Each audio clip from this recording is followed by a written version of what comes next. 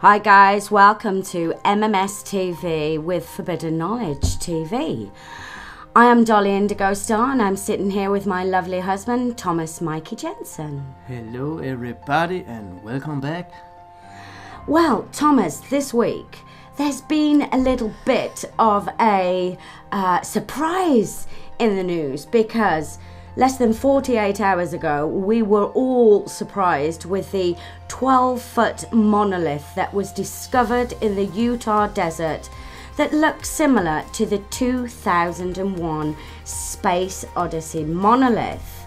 Now, just what did they find in that Utah desert? What we have so far is state workers in a helicopter noticed something shiny while flying overhead. It was about 10 to 12 feet tall, it's planted in the ground, and it's been not dropped from above. There are no identifying markings and no one has claimed responsibility. Utah has a history of land art placed in the desert, and it's just one of these another weird mysteries that comes up in social media from time to time. It is, but they're questioning out there, and as everybody else has naturally, is this a piece of artwork from a Space Odyssey fan? Is it? Is it? So, what I did yesterday, of course, because we're MMS TV and Forbidden Knowledge, we were hot on this topic.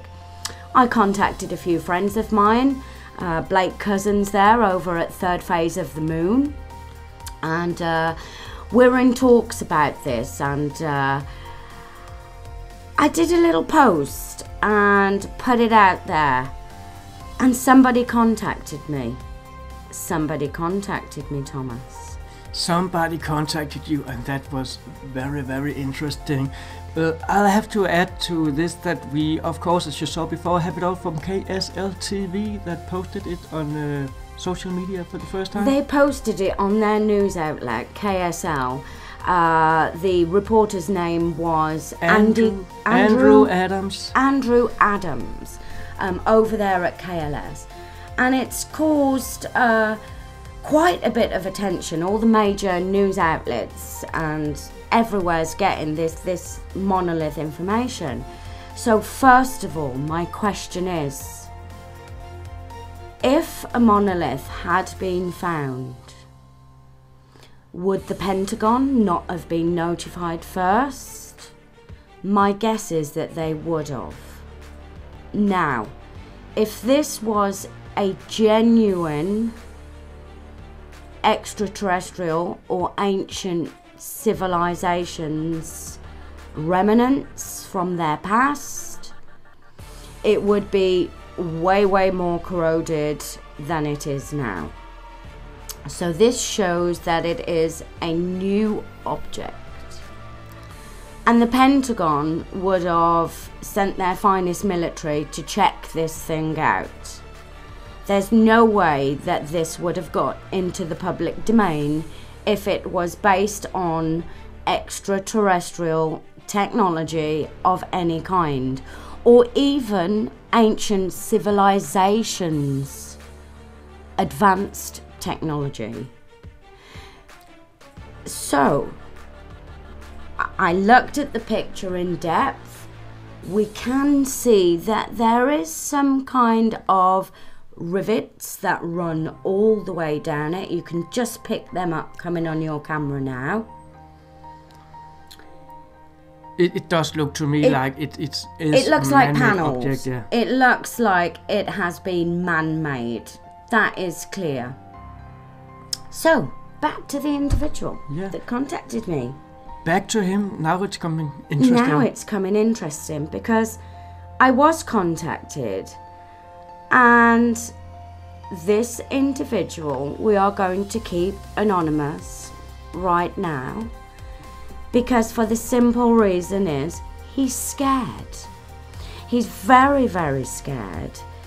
One reason, because he knows it's illegal to place objects on people's land, and he doesn't want to get prosecuted for any trespassing. I can understand that. But then here's when the story gets even stranger. So, I received an email, we'll call him Mr. It reads as following. You're not going to believe me, mainly because it's far-fetched, but hey, the truth is weird. I own that monolith. I paid 10 people $100 each to move it in the desert. I currently owe them another $100 each for doing the job as told. Leave it and let nature cover your traces. Now, at end of day, I heard a lot of people get sued for dropping their art on private property, so I am currently working a job to help any financial trouble. Before you say, where are the details, where is the top 10 people, where is the receipt of any payment, 2 words, well, one. Scientology.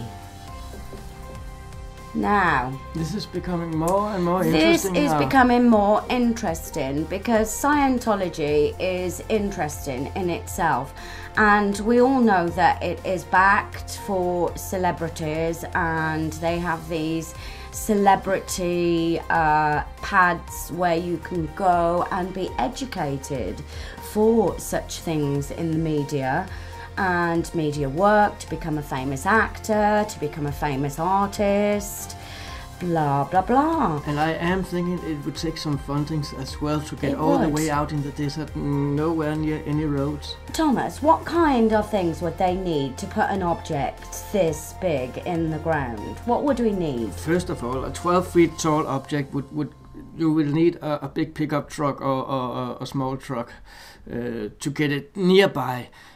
From that you will need it to carry it because you can't drive into the place. So you'd need manpower. You would need manpower, lots of manpower. But again, if that object is hollow and it's just a thin piece of metal cover, then it probably wouldn't weigh much. It would probably weigh about 50 kilos or something like that. So 2 men in theory would be able to carry it if it's hollow inside. Because it looks panelled, doesn't it?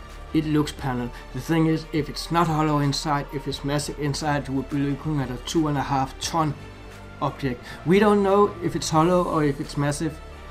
We don't know, but... And I'm thinking, if it was planted into the ground, it would need one of those machines like that you get on farms for posts that they dig hole posts with. You would. That's a big piece of machinery for a hole that size in a steel object, if it was to be fully steel. I do believe that 15 people would be able to do it by hand if the object is less than a few hundred kilos. But if it is a massive object, I as a person would not believe that 15 men would be able to handle a massive object. So we have the possibility that Scientology could have funded this. Now, we know that they're pretty secret, so I'm doubting that they would step forward and claim responsibility, but this individual seems quite scared. Now, I'm going to move on to his second email, which gets even more interesting. So here's how this email reads. Nothing really to talk about. It was made, thought of, last year when we young USA was going to storm Area 51. I didn't go, laugh out loud. I had a double work hours that week. Yes, I'd rather make money in someone else's company than storm Area 51. Crazy, I know. With that being said, 2020 rolls in and the COVID talk is at peak. Ironically, after R.I.P. Kobe and daughter death, as well as the whole Black History Month damn near being about him, COVID. Now this is where me telling the truth sounds off. My birthday is March 20th, and on March 24th, 2020, NYC shuts down. Before that even happens, I've already been in talks and arguing with Scientology. Why is this rocky information? See, from Kobe's death up to my bad and a lot of weird shit happening. But after only I've been saying Scientology will kill you. They might have even off Kobe. Boom, weird. Weird shit starts happening. And what does this all have to do with the monolith? It came about while smoking weed, playing PS4 while telling people in a GTA versus online what crazy shit I am going through, because no one in my real life believes me. But somehow people on the PlayStation network do. Questionable, now only because the 10 people I owe money to, I have changed PSN names 5 times, from February 2020 up to the movement of the monolith between August and September. I lost track of it when I paid the 10 people and got a weird call in October saying we did what we had to do, where's our money? And now all of a sudden the PSN names are gone and I was communicating with are mysteriously gone. I have little kids on them playing Fortnite. So, again, you don't have to believe me, but the idea of placing it was mine. The actual build of it took 3 individuals, plus myself. The movement of it took 15 people and mechanical machines, but the actual move from where it was built, myself and 3 individuals, plus 15 people and mechanical mechanics. I don't know. I only spoke to 3 individuals in charge of the group of 15.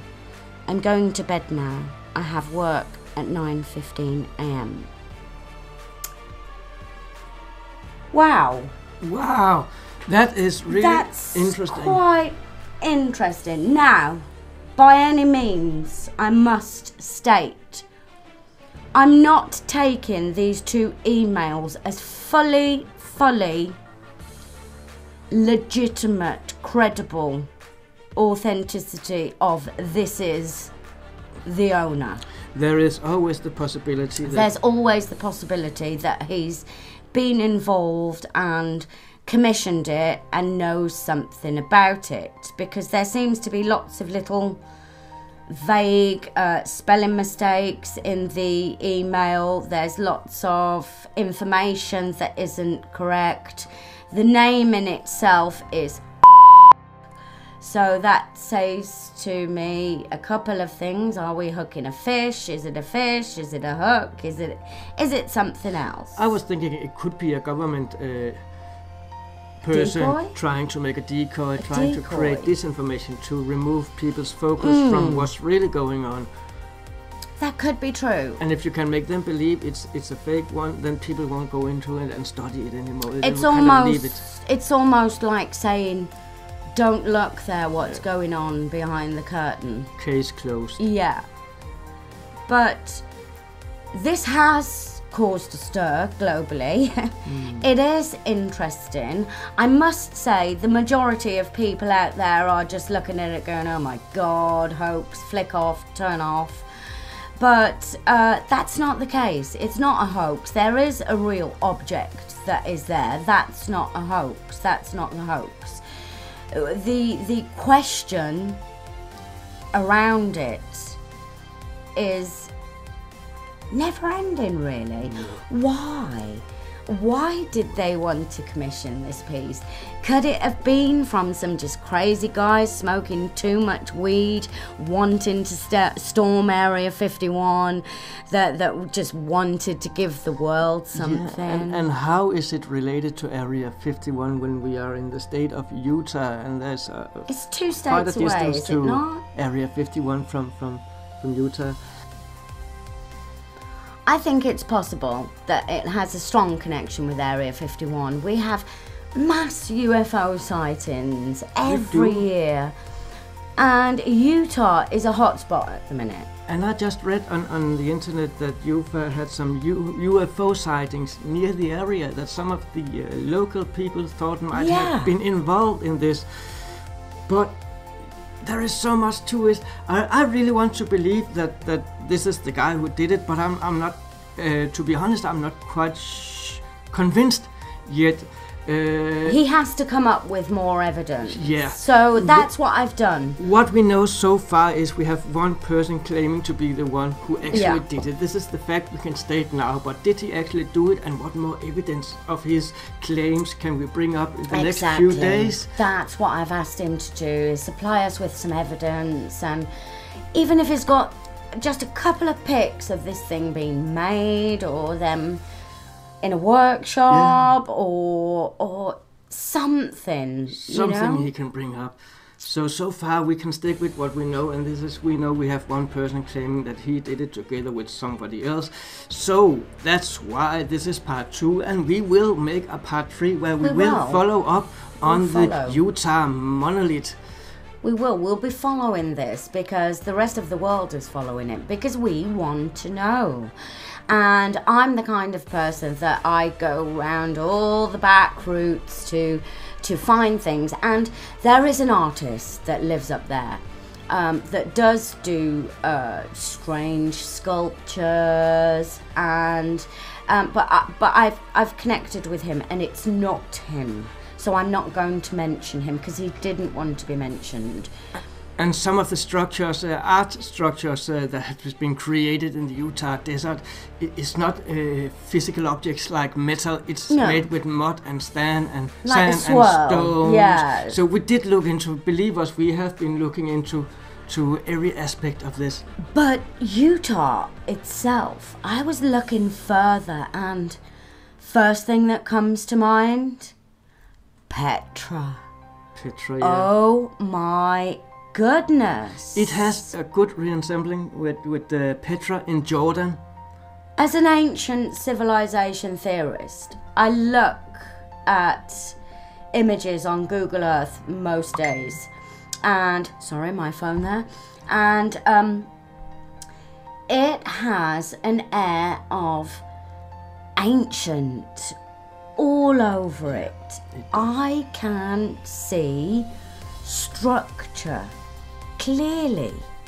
In the desert, in the mountains. I can see early civilizations that have appeared there in those huge rocks and ready Martian we have so many looking landscapes. Similarities between Mars. Yes. We have done a lot of research on Mars, and this is why we found this interesting, because when we saw this monolith, the first thing Dolly said was like, look at the background, it looked like all the pictures from Curiosity rovers on Mars. And absolutely. We spent quite a time to look around the monolith, and we tried to find the area.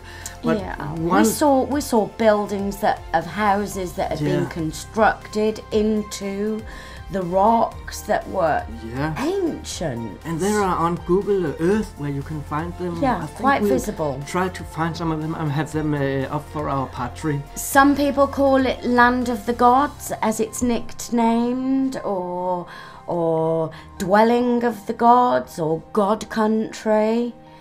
I'm kind of making some huge connections here with the ancient civilization research that I do, that's connected to a lot of Anunnaki history stuff, past civilizations, and it seems to me that there is a very, very strong possibility of an ancient civilization being present in Utah, in the desert. Very same area. It is highly, highly probable. But this object does not date from that era. So that's how we can kind of put a little claim on this, that this is man-made. One thing I would like to know, and we are trying to get hold of the crew that find it, and when we does, we will take it up in our part 3. But one thing I would like to know is, did they contact anybody before they posted the pictures on social media, or what did they do? Did they just go back home and posted it on the way home without anybody seeing it? Or well, put it this way, honey.